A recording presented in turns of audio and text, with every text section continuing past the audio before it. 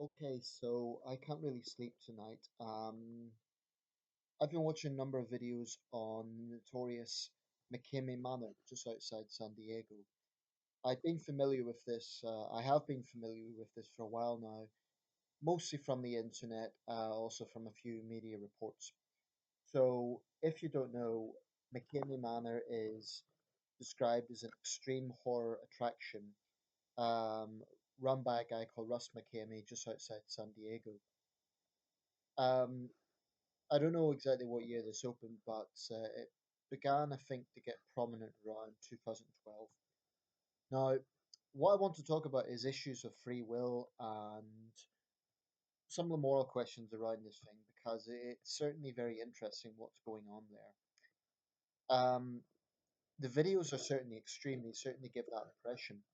Apparently, there's some 20,000 people in the waiting line for entering this haunt, as it's described. But there are many, many critics of this who have been through the experience and and give a very different picture to what Russ McKamey is claiming. Um, First of all, the big disclaimer that they come out with is that everyone does it of their own free will, and there's supposedly a waiver.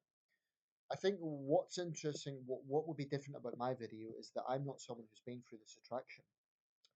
So I'm coming from the perspective of a total outsider. I've never been through the attraction, and I don't intend to either. But I think that would be interesting because a lot of the videos that exist pertain to be from people who have either been through the attraction, if it can be called that, the venue, um, from Russ McKamey himself, or from people who've been through it, and that they either come into people who make positive testimonies or people who are very critical. Now, there's a few well-known participants who appear in quite a number of videos, whether because they lasted longer than others or whether because they went through again. There were two guys who dressed up like the Mario Brothers, big guys with beards, brothers. They certainly didn't look like pushovers, but those guys looked absolutely traumatized, and so did most of the people who go through it. There appears to have been a change at some point between 2012 and 2014 where this attraction, where this venue got really out of hand, and where Russ McKamey, from what I understand, felt the need to up the game or to get on the defensive. Now, I certainly have my views on this, but I also have, there's a lot of sticking points that don't quite add up for me. Firstly, one of the main things that supporters will say about this is that people have no right to complain because they choose to go through it. Well,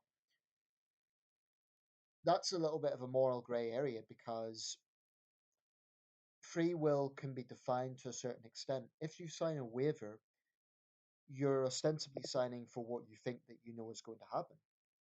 But one of the main allegations against this place is that things go on in there that are not on the waiver. So how can someone be kind of told, oh, well, we told you so, if they weren't aware of what was going to go on? Now, there are videos online with Russ McKamey talking to participants and asking them directly, did we let you leave when you had a serious health problem, when you begged to leave, etc.? But there's other videos that would appear to contradict that, where people are begging to leave, and he says, oh no, you can do it, you can do it. You haven't been punished enough, you're a wimp, you're a pussy, etc. This place goes well beyond any sort of horror, haunted house that I've ever seen. I remember being in haunted houses as a kid. This place looks like a hangout for sadomasochists.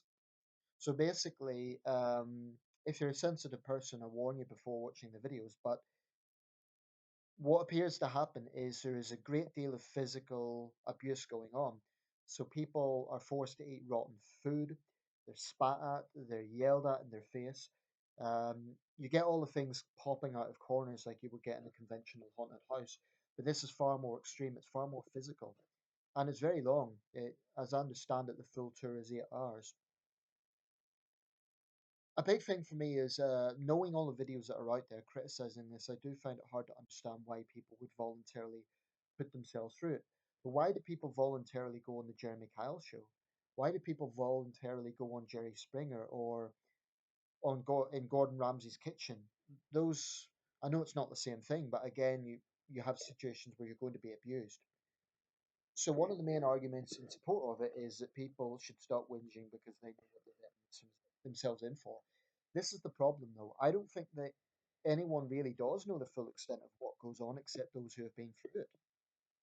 And I think that human beings have a natural interest in the darker side of human nature. Why else do people go to watch horror films in the cinema? Why do people go to watch slasher films? Most people watching those films wouldn't go out and slash someone. You know, they would know it's morally wrong, but they still watch those films as a format of entertainment. I watched the Final Destination series. It's a good thriller. Does that mean in the real world, I would feel good about someone dying in a horrible accident? No, I'd feel awful for their family, etc. But I think inherently, people do have an interest in that dark side. So that could explain that motivating factor. But I think the consent issue shouldn't be over exaggerated because there are situations where people on the surface might appear to agree with something. Um, and yet they're being used to a certain extent. Now, there are certain very dubious aspects of this. One of them is that supposedly he invested $500,000 into creating this place, and yet apparently he doesn't make any personal profit from it. So the logical question is, where does he get that money from? The only payment, ostensibly, that people have to give is tins of dog food because he keeps greyhounds, and ostensibly this goes to a charity called Operation Greyhound. Um, make of that what you will, but I don't know Californian law, but I would imagine there's going to be some real legal issues going on here, because he seems to be using, and the actors that put people through this seem to be using this waiver as the main sort of issue. Another thing I that puts me off about Russ McKamey is that he makes these videos complaining about haters, as he puts them. That is, people who have been through the tour and complain about it. Well, if he really is covering himself, if he really is like insisting that this is all consensual and therefore he's just defending his reputation, um, I don't know. There's not many other business people that go out of the way to attack individual critics. It seems a little bit pathetic. Um, I mean, the defensive nature makes me wonder: is this guy really hiding something? And is there something going on here that there have been things that on the surface seem okay, but there is a darker side to them. I mean, it's obviously not directly related, but it also show the power of deception. Here in the UK, we had a TV presenter, Jimmy Savile. For years, he was held up as this great guy who gave a lot of money to charity. Well, since he's died, it's been revealed that he has been one of this country's, if not this country's, most prolific child sex offender. A complete monster, to be quite frank about it. Yet for years he was held up as this great entertainer who gave to charity, and that really shocked Britain. I wouldn't be surprised if in a few years Russ McKamey is arrested and the truth about this place emerges, because it's one thing being extreme; it's quite another stimulating torture. And actually, if people are suffering panic attacks, then arguably this is torture. I mean, this is the sort of thing that goes on in totalitarian states. And we're talking about an American city here. Um, so legally, I'm not sure how this adds up.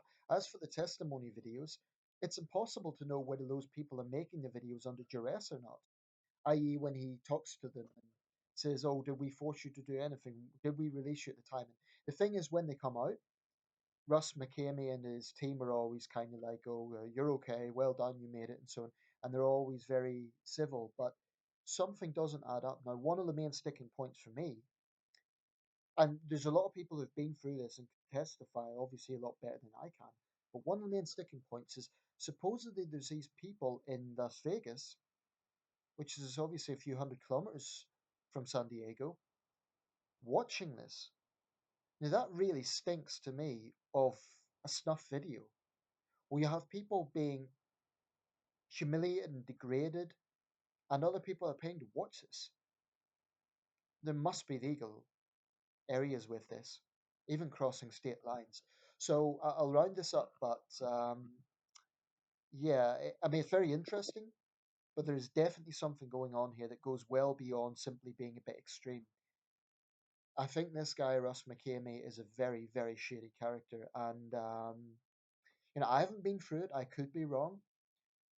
But when I look at the testimony from people who've been through this experience and are trying to talk about the other side of this, that is to say, what people don't know, they come across as sincere, and I see no reason to disbelieve them. I mean, if put it this way, if they're trying to defame Russ McKamey, for what reason? They're not getting money for it. What are they gaining by defaming him? If they're just liars, why? To get attention? I don't think so, because he's the one that's getting the attention. So it seems more plausible to me that they want people to know the truth. If you've been through this experience, I'd like to hear from you. And I would ask that you're honest, because you're looking at someone who has never been through this, but who is inclined to believe those who have.